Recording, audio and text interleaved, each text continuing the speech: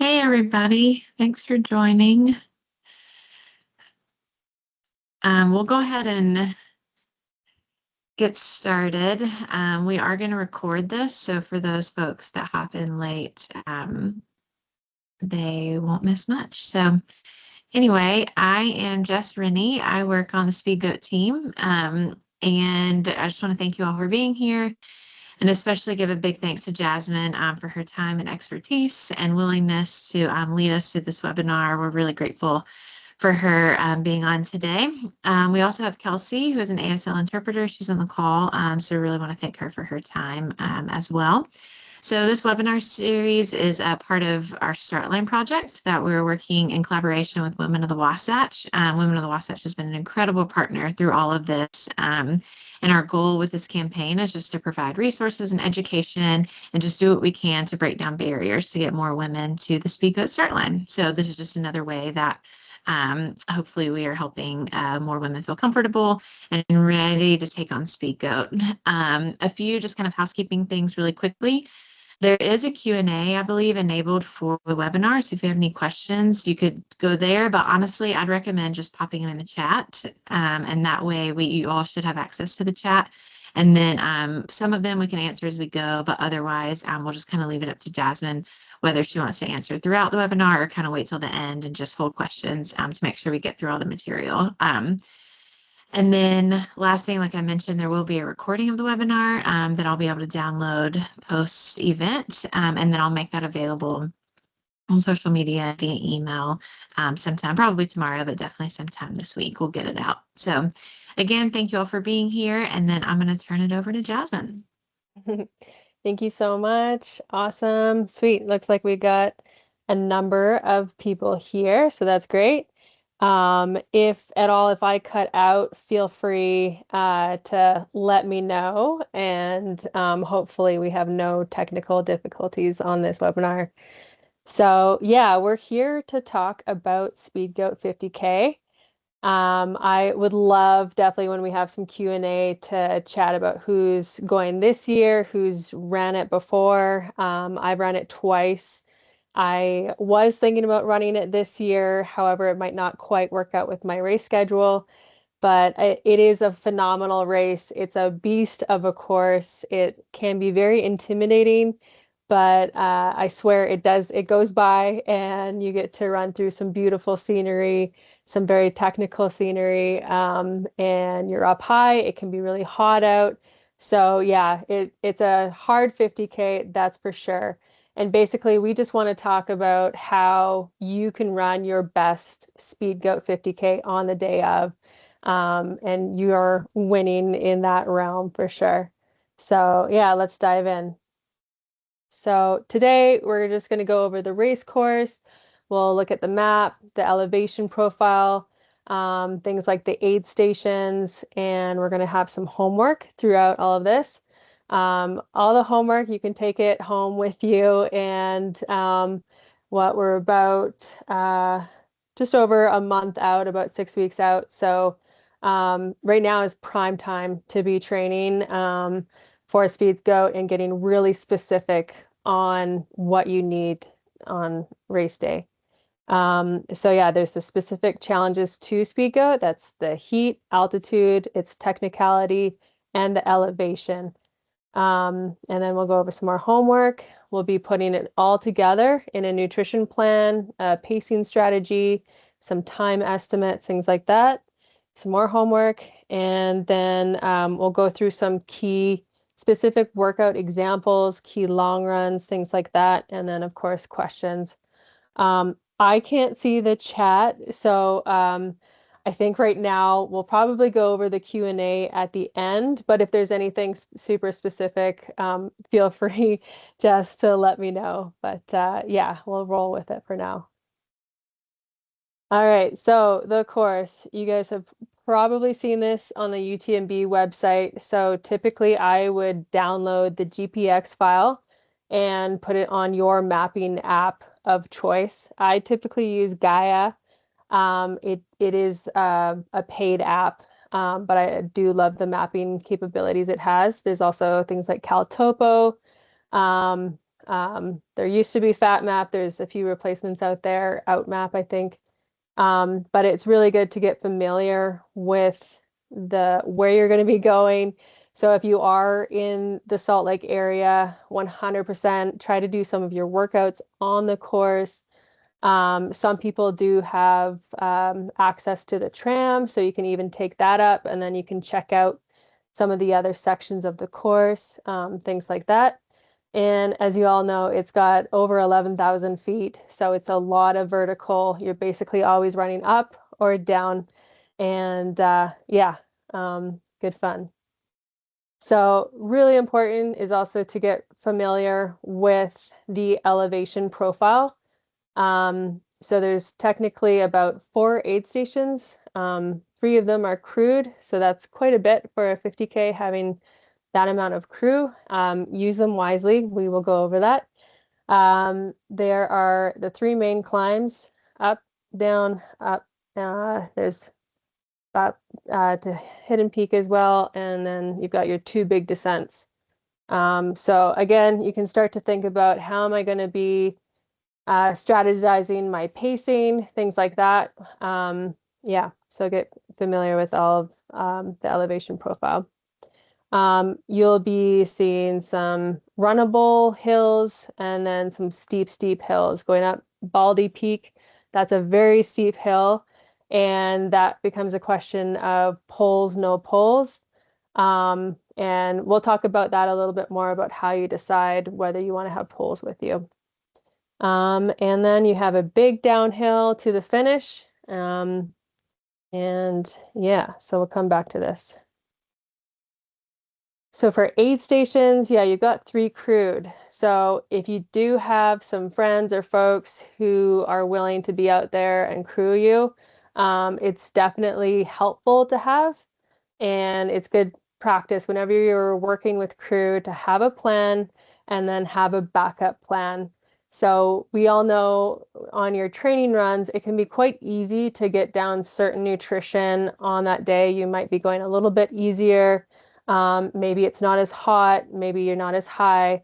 So on race day with nerves and all of those things adding in, we can get nausea, we can feel a little bit more, our stomach can feel a little bit more queasy, you know. So it's good to have a backup plan of how you're going to be fueling yourself on the day of. For myself personally, I typically go mostly all liquid nutrition, all drink mix, and then some gels here and there. Sometimes it can be very hot on the race day, so talking with all of these things with your crew is super key. And then also allowing them to problem solve on the day of too. So you might have your plan and a beautiful spreadsheet for them, but also just talk about if that goes out the window, that's okay. They might need to get you something else that wasn't even in your plan that looks delicious or you can get down and ingest. So yeah, it's good to have that. I usually use like watermelon. That really calms my stomach. You can see here in the picture, I'm drinking some Red Bull, some caffeine. Yeah, and then with your crew, if you do have that, you can also have things like water sponging on you if it's really hot out. Yeah, getting your body nice and wet, and that can help you cool down easily. As always, whenever you're working with volunteers or crew, just talk nice, smoothly, calmly, and that just keeps everyone's nerves a little bit more at ease, and you will actually do things more efficiently instead of getting into like fight or flight mode and you're just too much tunnel vision. So yeah, try to go into all of the aid stations thinking, okay, what do I need this time? How many gels or what are you going to need? So yeah, that's good practice. All right, so a question here. I'm actually going to ask a question, and if anyone wants to answer, feel free to pipe up. Otherwise, I'll give an answer. But so on the first climb, you're going all the way up to Hidden Peak, and it'll definitely take over an hour. Um, Yeah, so how many flasks do you actually think you want to take to aid station one? Um, and then after that, it might be changing a little bit. So um, for myself personally, for aid station one, um, I think I would actually still take two, but for getting to aid station two, so when you're going down from Hidden Peak down into the very depths of the canyon, I would recommend people taking at least three. When you're going back up the hill, it can be very, very hot. There is usually one lovely little aid station with some volunteers, and they usually just have water.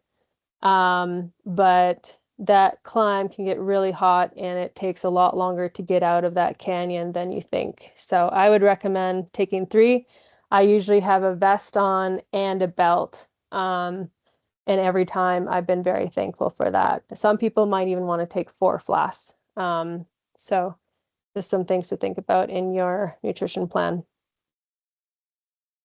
So for your homework, take this home with you, but you can go onto the UTMB website and you can see this beautiful elevation profile.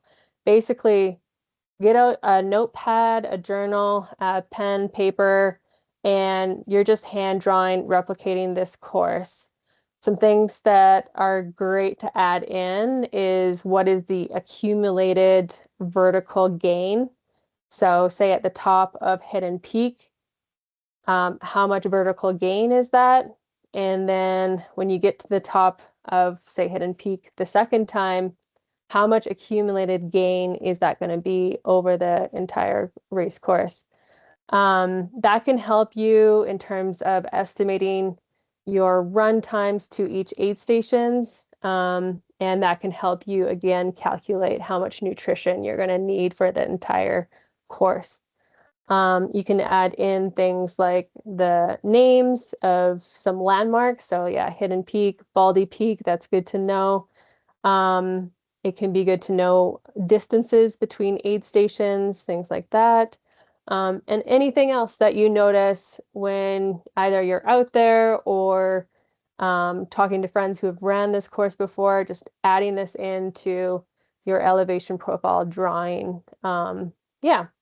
So it's a great exercise to do, and it can really help you visualize race day, and you can start to anticipate what are going to be some of the challenges that you're going to be coming up upon, things like that. How are you going to be problem solving if you've got some curveballs, maybe it's chafing, maybe it's an ankle roll, things like that. Yeah, it's good to go through it and have a plan for all those scenarios. So, yeah, we'll go through some challenges. First one being heat. So, with the potential for it to be quite hot out, there's some things that you can do before the race to prepare. So, I would just suggest getting out there in the heat of the day sometimes for your long runs and getting used to being uncomfortably hot. So it might be a little bit backwards of what you would think to do. But yeah, it can be really great practice to get out there on your long run on a hot day. You can cool yourself off still. So if you see like a stream or something, dunk your hat in it. You can even put a shirt in there and put your shirt back on. Things like that, just to practice, like what does it feel like to actually have someone dunking a sponge over your head, and that can change like how clothing moves over your body, so you can get chafe more easily when you are wet, and that can be from sweat or just water, things like that. But really, the whole purpose of having the water on you is to increase your evaporative potential, and basically it cools you down. As soon as your body temperature increases, it starts to shut things down, so you won't be able to move as quickly. So super important is to heat train, and then also practice the cooling techniques that are available to you. In terms of heat training, so like I said, getting out there on hot days, you might have on your watch, like I know Garmin actually has an estimate for how adapted you are to the heat that you're being exposed to. So you can just peek at that if your watch has that capability. And then you can also add in things like sauna, hot baths, steam room sessions, things like that. Um, I know offhand there's one study that's been done, especially on women, and women do take a little bit longer to adapt to heat training protocols. But basically, you want to do 9 sessions of heat training in a 2-week windows. So 9 sessions out of 14 days. And that will increase your heat shock proteins. You'll have increase in blood plasma volume and all of these great adaptations that will help you feel better when you're exposed to the heat. So 9 sessions out of 14 days. And then after that, it can just be like every 3 or 4 days you do a heat training session.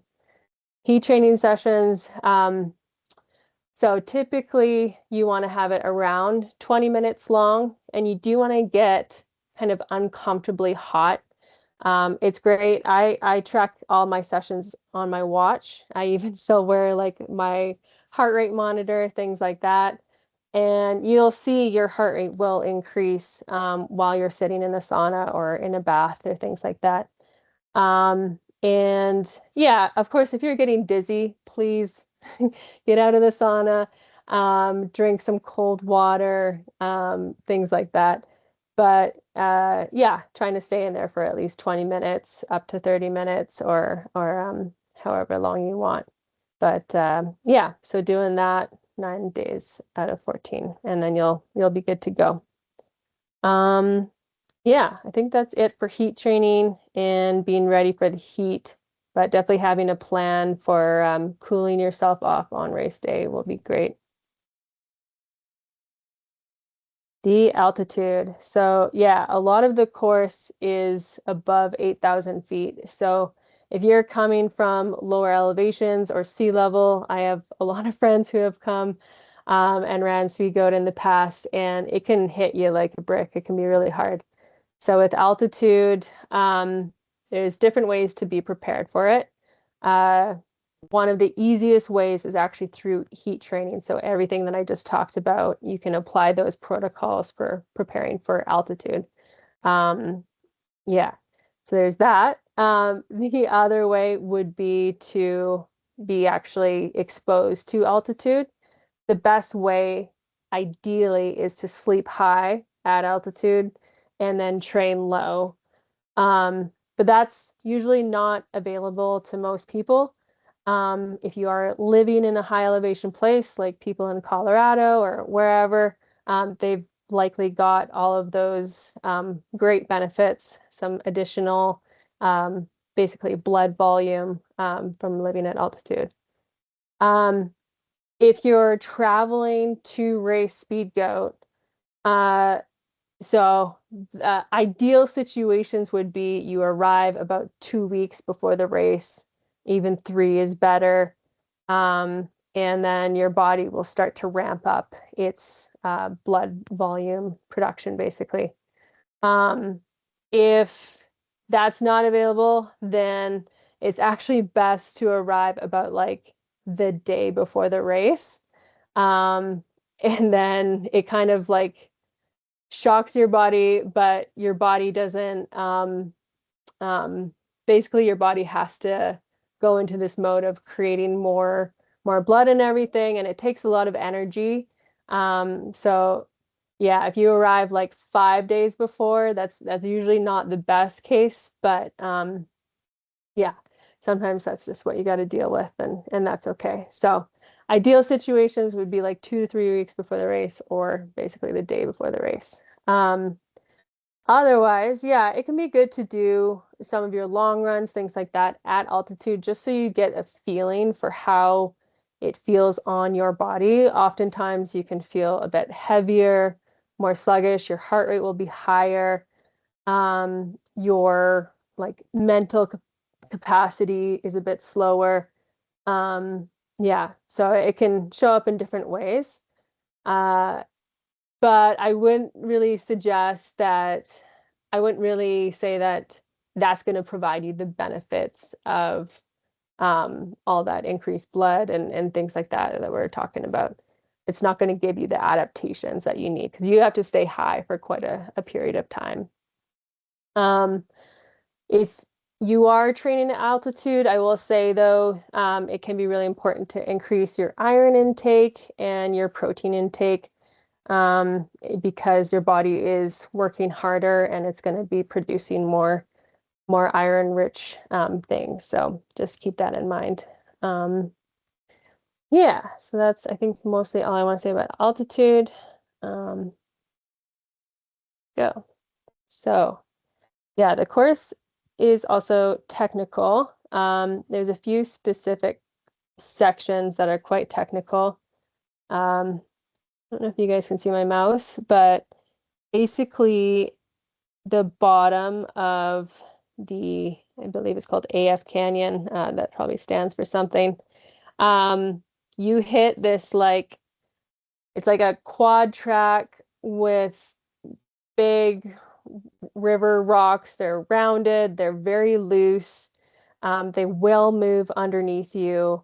And it's like that for a solid section. So it's very mentally stimulating or exhausting, however you want to look at that. And yeah, it's like jumping over tires and yeah, lots of rocks.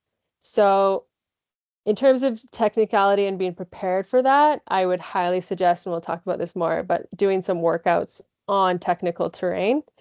If you're like me who has very loose ankles, definitely tape your ankles for this race. I'm a big fan of Leuko tape. You can buy it on Amazon. It's not actually the cheapest tape, but I wouldn't even consider KT tape or anything like that. Get some Leuko tape, and I've got a few simple ways of doing a brace. So if you do want to have a video, I can send that to you after this. But yeah, have your ankles ready, and you can practice going on to some similar terrain. Um, I was just talking about this with an athlete I coach, and some good ways to get more confident on rocky terrain is actually practicing hopping on rocks. So what I like to do with people is just finding a small section of trail, and you can just for 30 or 60 seconds literally hop from rock to rock and practice as though each and every single rock is going to flip over. So that just gets your ankles a little bit more active, and it forces you to move more lightly as though you're skimming over water. So yeah, it's a fun one to do. Of course, you've got your hands out. You need to try to be relaxed, smooth, and moving efficiently over the terrain. You're kind of moving with the rocks.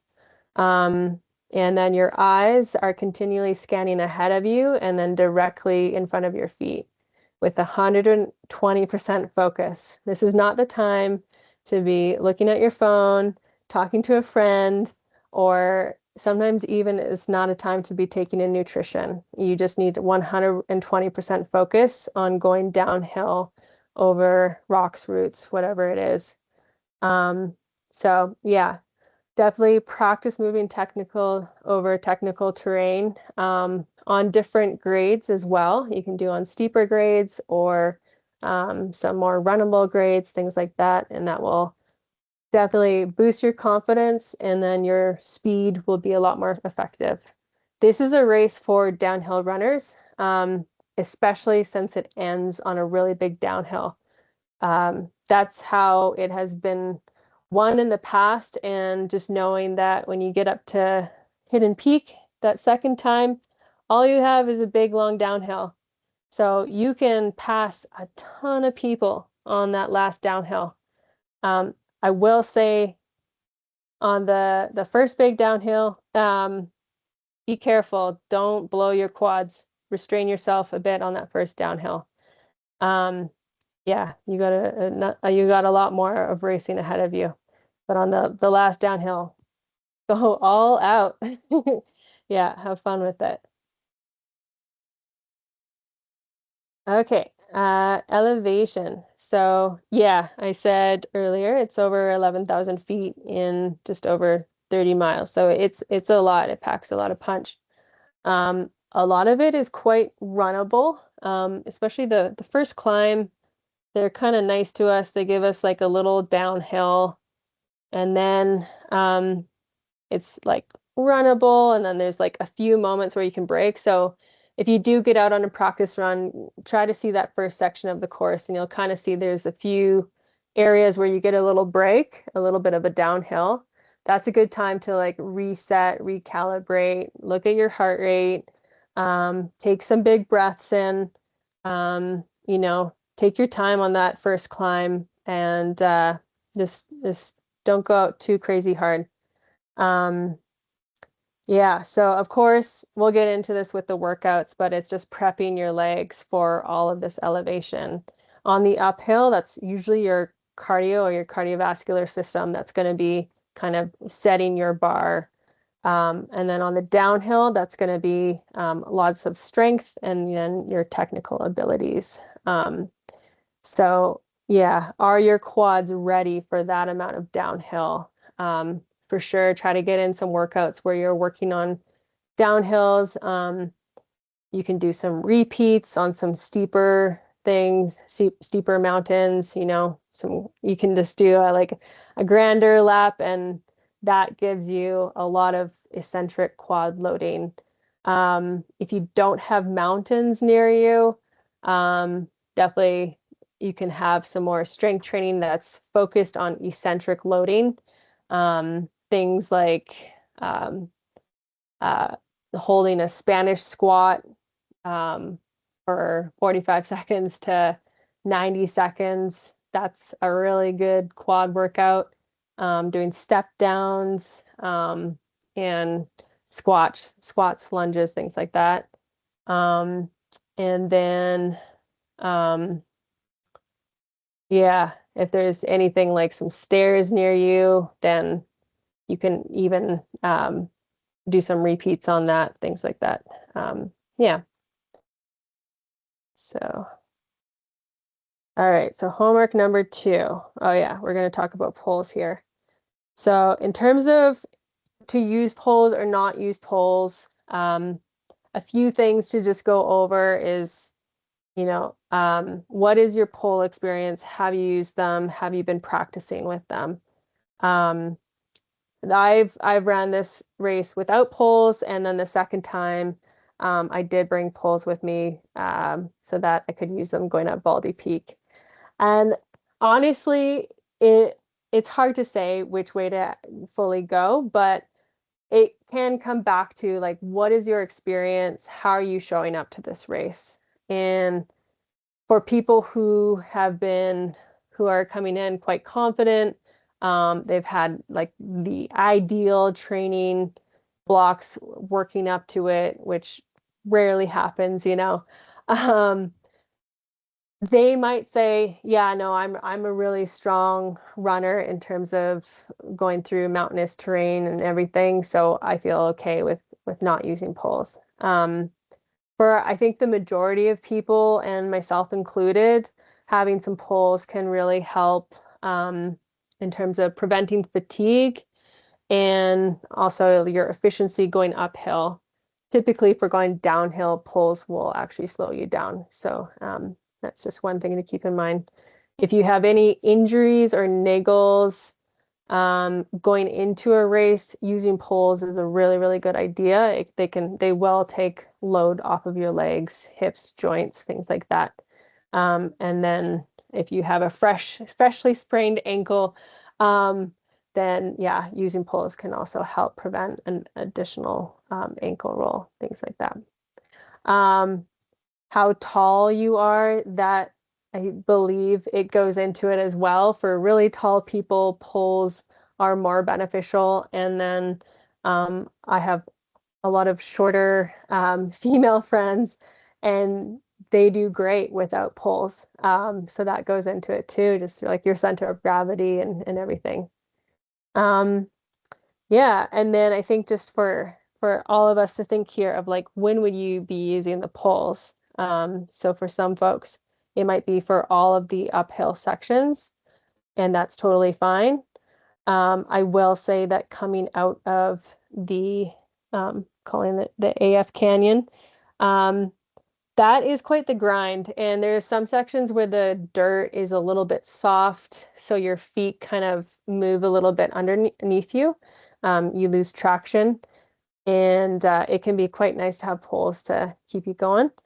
100% going up Baldy Peak. That gets very steep, and when you're looking at it, you're like, oh my God, we're going up there. Yeah, you definitely having poles there is really, really nice. I enjoyed myself going up Baldy Peak with poles more. I will say that. It's still a hard one. Yeah, so those are some things. You want to practice how you're carrying the poles. So I usually like to use a quiver. In my last race, I actually enjoyed putting them into like I use a naked belt, and that actually worked quite well if you don't have a flask there. Um, yeah, so different ideas. Um, yeah. Okay, homework number 3. So this is just an example of like a simple spreadsheet. So say you've hand drawn your course, you've got the elevation profile in front of you, and then you can start to put in basically from point A to point B, um, what is the accumulated distance or the distance from each location, and then the vertical. And then that can help you estimate your time. Of course, you're going to add in there's the caveat of fatigue is going to be building throughout, and the race day is going to get hotter as it progresses.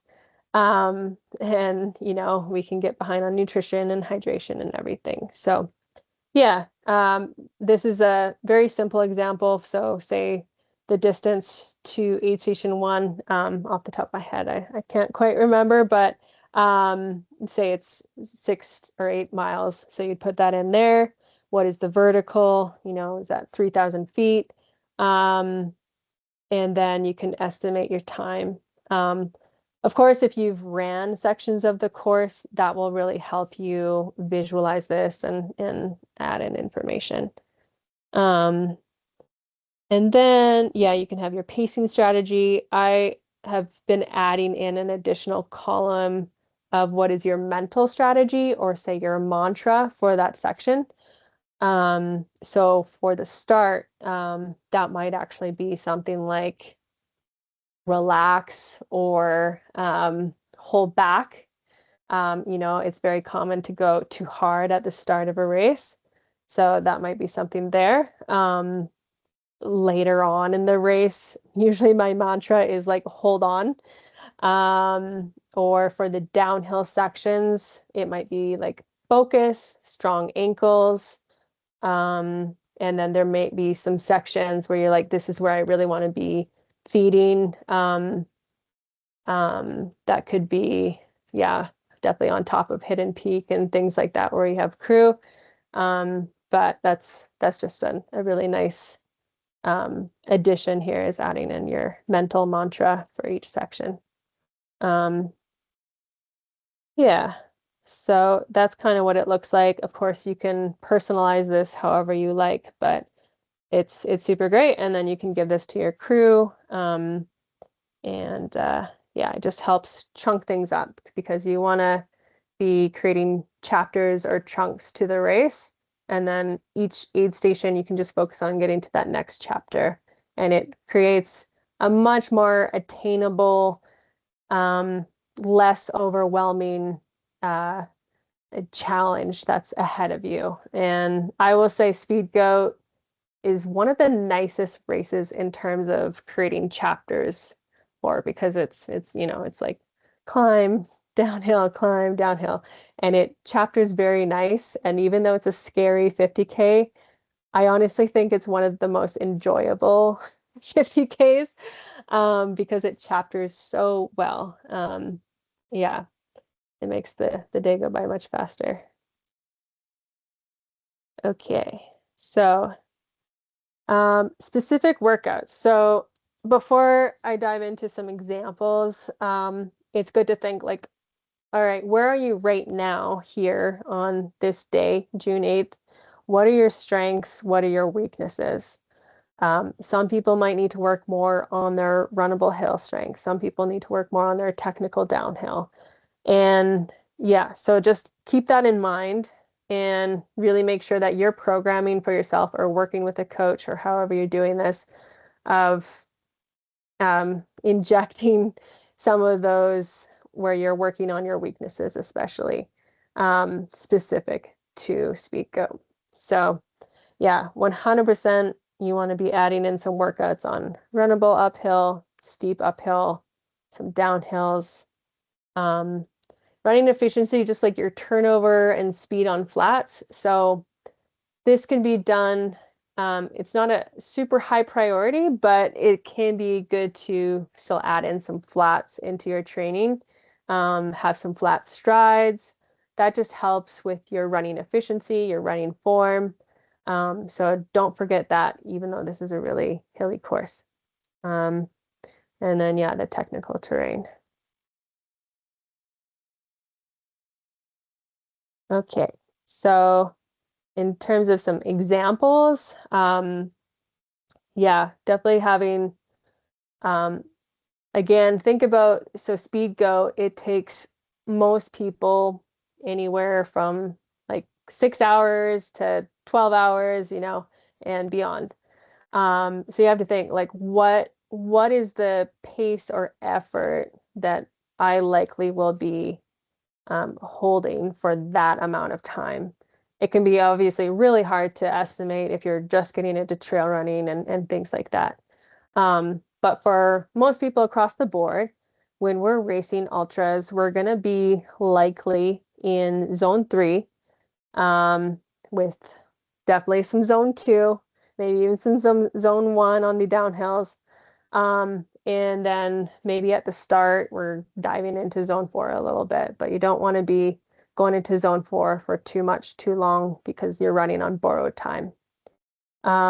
So with that in mind, you can kind of think, all right, we want to be training above race pace, race effort. And then sometimes, and definitely a lot will be training below race effort. So you still want to have like your base, your aerobic training in zone 2, lots of that. But yeah, we want to be focusing on above the race pace, race effort. So on your runnable uphills, this is great. Just like adding in some tempos, zone 3, zone 4, and getting used to what that feels like in your body. How does it feel like with your breathing? Yeah, it should feel hard, like sustainably hard. But by the end of, say, the 3x10s or 4x10s, you kind of want to be like pressing the lap button on your watch. You're kind of like, all right, I'm ready for a break now. You kind of want to be feeling that. So yeah, that's a great example for some tempos that you can be doing in preparation for the runnable uphills. Running your workouts on an incline.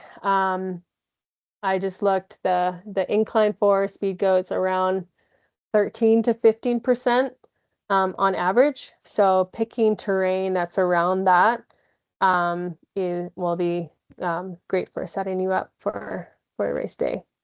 Yeah, and then your recoveries on these is actually usually pretty short. Say 3 to 5 minutes, maybe around 4 minutes long for those. And the closer that you get to race day, that's when you start to extend them longer and longer. So again, you can kind of think the further out you are from race day, the less specific you are. You can work on more high speed, things like that. And then the closer you get to race day, you're getting more and more similar to the race pace. So some longer tempos, things like that. And like a 2x30, you could put that into your long run. And yeah, these 3x10s, 4x10s, they can be midweek. They can also go into a long run. That, yeah. Steep uphill. Those are great for working on your power and basically like muscular ability to produce watts. So yeah, these are like sprints. You can do 6x30, 8x30, things like that. You're going all out, RPE, 9, 10. Yeah, really hard. Your rest period for those will be actually longer, so around 2 minutes long, and either walking or very, very easy jog. So those are the steep uphills. You can still, of course, do tempos on steep uphills. And then you could even do something like a VK time trial or something like that. Those are just some ideas. So downhills, I would suggest first doing downhills just easy and just getting used to it, but you're going through maybe some different you're practicing different skills. So yeah, like I said, it could be moving over the rocks, scanning your eyes, things like that. Once you've got a bit more confidence on downhill, then adding in speed. And again, a safety belt to have would be taping or bracing your ankles for these workouts, literally, because they do have some risk to them. So yeah, you can do short, fast ones, 5x1. And then you can even go a little bit longer. Your heart rate won't get as high in the downhill efforts. That's totally fine. I think it's more so just going by your RPE, and not throwing your body down, but kind of having smooth control and just getting used to that. Your quads might be sore the next 2 days, and that's okay. Just be prepared for it. So yeah, your running efficiency, things even just like some strides, stuff like that. I don't think it needs to be a big priority. But if you are hiking a lot, power hiking a lot, you just want to have a little bit of an antithesis to that so that you maintain your turnover and your running efficiency on flats. Yeah, and then the technical terrain, as we talked about, and you can also add in ankle strengthening and like some proprioception workouts, things like using a wobble board, and you're moving an object around you. Those can all challenge your ankles and get your lower limbs ready. Yeah, and then in terms of your key long run, so we're in that like 6, 7 weeks out. Now is the time to have some key long runs. So the long run is the most important run, and you don't want to be skipping that if possible. So every week having at least one long run. And this is where you can really practice race simulation as best as possible. So yeah, we're thinking about this course and we know there's some up downs, and yeah, so how can you replicate that? You can look at maps in your area, whether you live in the Salt Lake, Wasatch area or wherever. But one thing I would say is try to find routes where you've got like a nice long runnable climb and then a long downhill, even like 2,000 feet, 1,500 feet. And then having another up and another down. So, yeah, a key long run workout, I would say the one to not miss would be doing a hard up, and then either a hard down or moderate down, and then up easy, down hard. Yeah, try to do that at least twice on the next few weeks. And that will allow you to practice what it feels like. First with the fatigue, and then it can be really hard when you go downhill for a while to go back uphill. Is like this transition period of reactivating your posterior chain for going uphill again. So definitely it's good to practice that. And then again, that's just gonna get your quads and everything nice and strong and prepare you. Yeah, mostly runnable, but some steeps, and then yeah, finding routes that can replicate the grade. So if you map out a route, you get to see, okay, what's the distance, what's the elevation in this route. You can put this into a grade calculator, just literally Google grade calculator, and it'll spit out what is the gradient for that route that you have. Yeah. Otherwise on Strava is pretty good. It shows you the percent grade along routes as well. So those are a few ways you can do that. Yeah, key long runs, have fun with them. Enjoy yourself with training, and yeah, it's a great way to get stoked for it. Well, Um, I'm not going to go too in depth into strength training, but do not forget your strength training. As with all running, trail, and ultra, your hips, your joints, things like that, do not forget them. So yeah, keep in some hip mobility and hip strengthening, your abduction, adduction, hip flexors, really key for preventing injuries. You can add in some eccentric quad loading. For sure, the posterior chain core, that's great. And then if you are using poles, adding in some triceps is also really awesome for your upper body. Yeah. All right. So yeah, we're getting to questions. And yeah, so I want to hear from you guys. How are you preparing for it? Or do you have any other questions? I can dive into some of these topics a bit further. Um, yeah, so I'm here for it.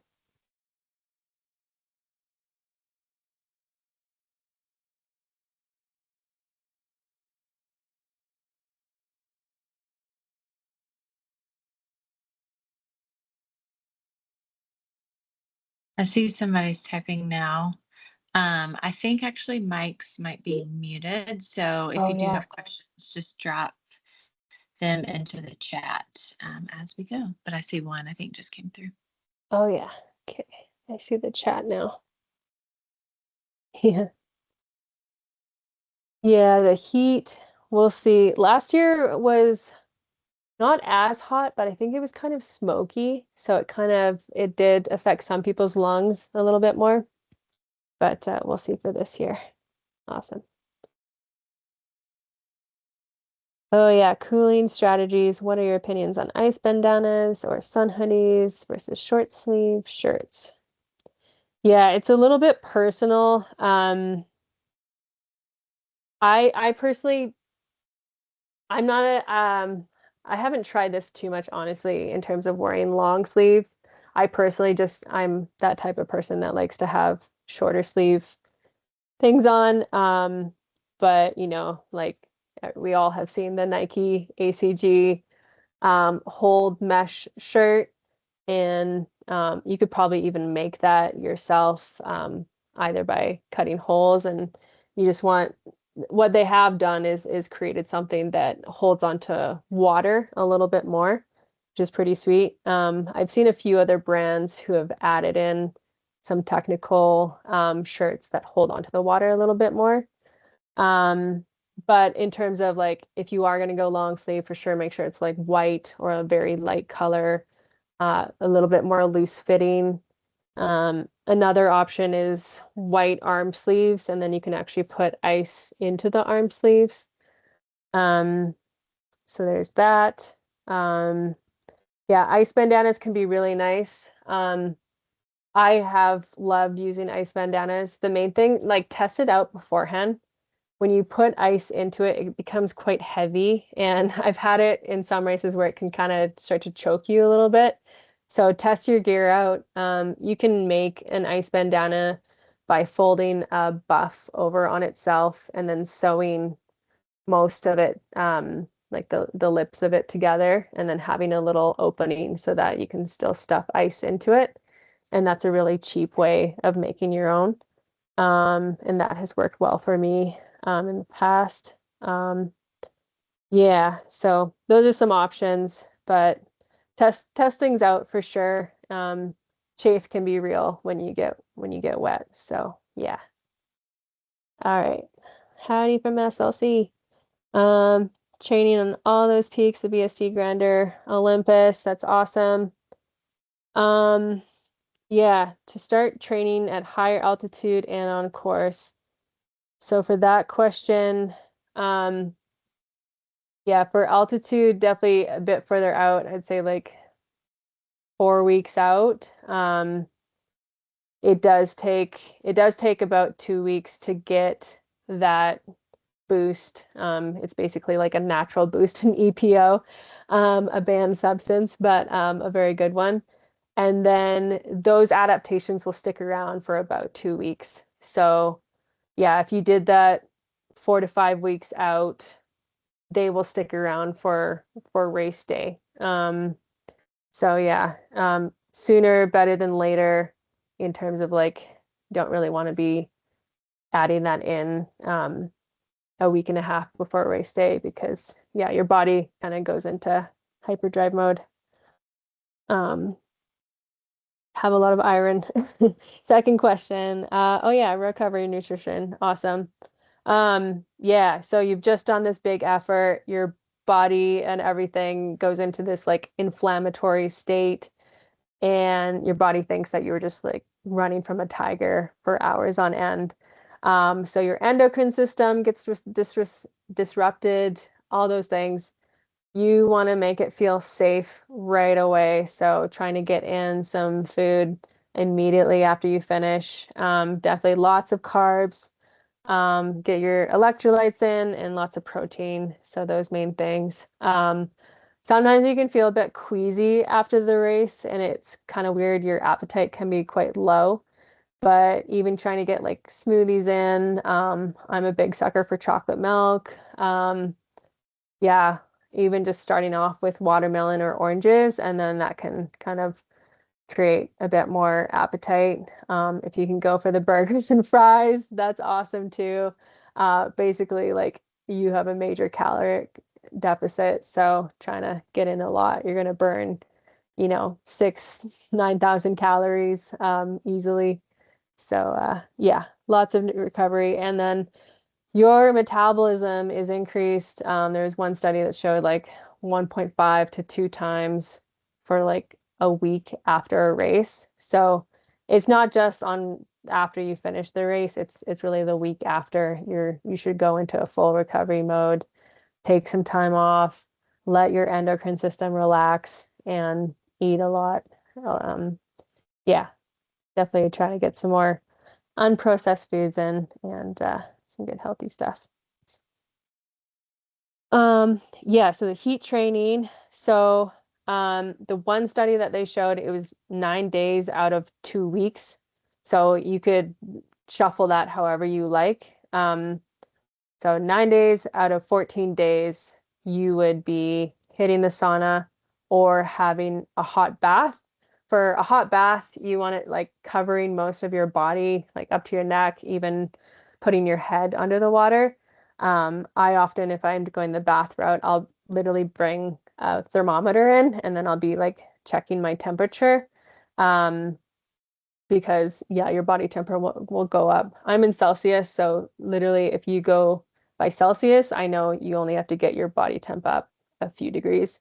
For Fahrenheit, it would be more than a few degrees. But yeah, so 9 days out of 14. And then after that, you only have to go like every 3 to 4 days just to maintain the adaptations that you gained. So again, similar to altitude training, you'd want to do that block like 4 to 5 weeks out before the race. And then as you approach, then you wean yourself off because keep in mind, heat training is a stress. just like altitude training. They're both a stress on your body, and they can disrupt your endocrines, your hormones. They can disrupt your sleep. So if you notice any of those things happening, like if you're not sleeping after you have a sauna, A, try to have it earlier on in the day, but B, just be wary that it might not actually be worth it. Because at the end of the day, your training is more important than these bonuses of heat training and altitude training. But if you can handle it, great, but just keep that in mind. It is a stress. Um, yeah, with the altitude, I plan on arriving a day before, so currently at sea level. Awesome. Yeah. Would you recommend staying in Salt Lake, which is lower elevation, or stay up high at a ski lodge? Um, Honestly, I would probably actually go with Salt Lake. And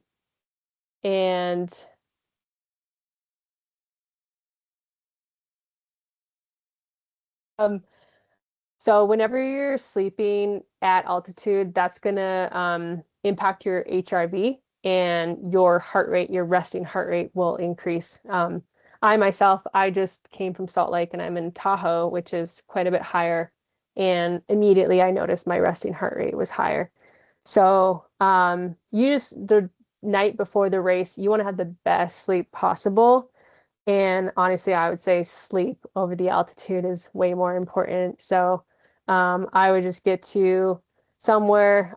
It can be great if you're at the base of Cottonwood, where you're going to be driving in the morning, and just have it be nice and comfy and protect your sleep. Yeah, when I say it's hot, what are the average temps? I need to convert to Fahrenheit.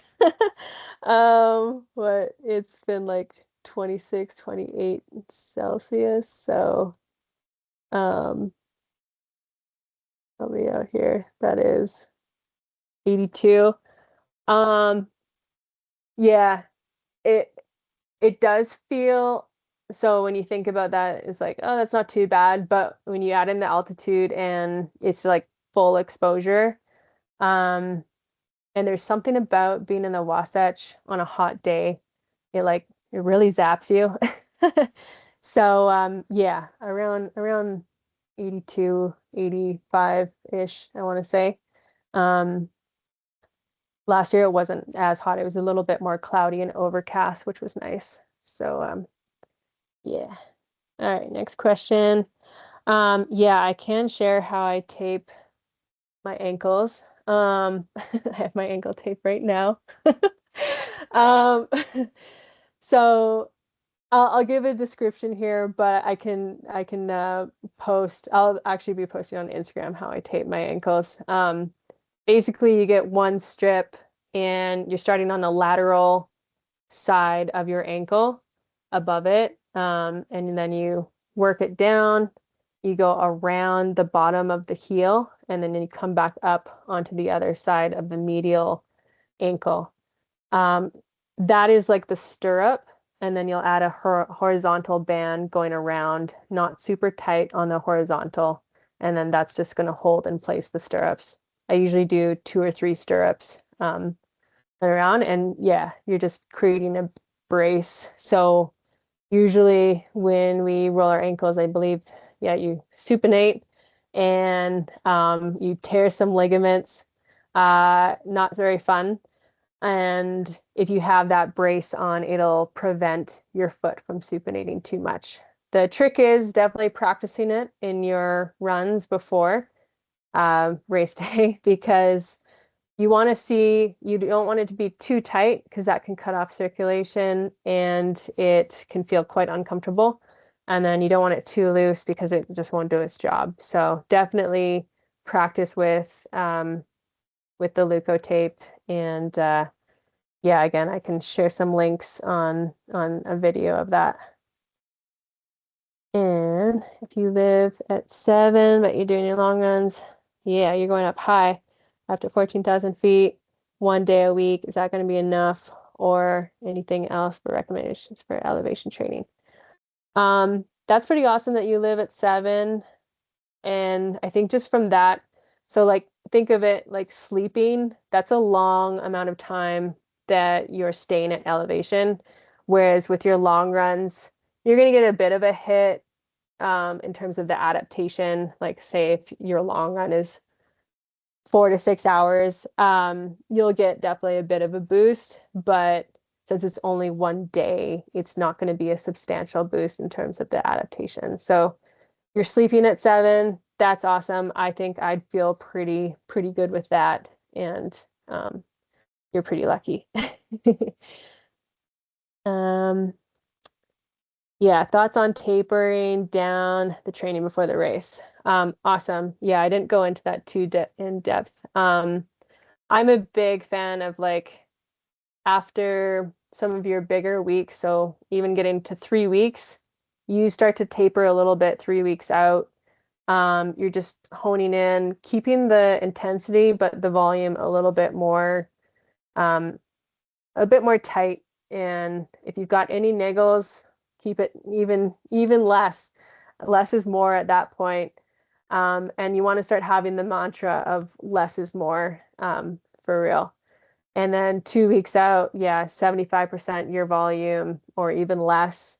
I typically would just have a workout midweek for most people, something that's fun, maybe 30 seconds on, 30 seconds off, or yeah, uh, yeah, kind of more light workouts.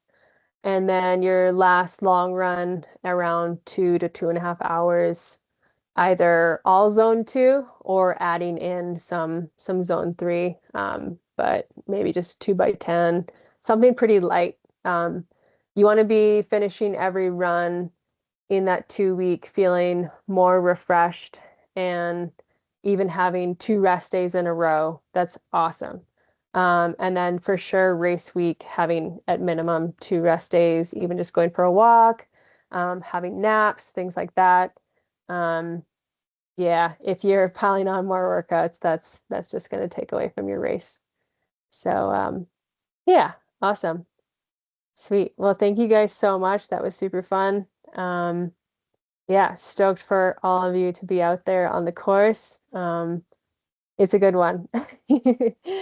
Yeah, absolutely. Awesome. Well, yeah, thank you, Jasmine. We really, really appreciate it. And thanks everybody for joining. And like I said, I'll make this webinar available. If you missed something or want to go back and listen, I'll make it available via social and email this week. So appreciate it. Awesome. Thanks, guys. Have fun out there. Thanks. Bye-bye.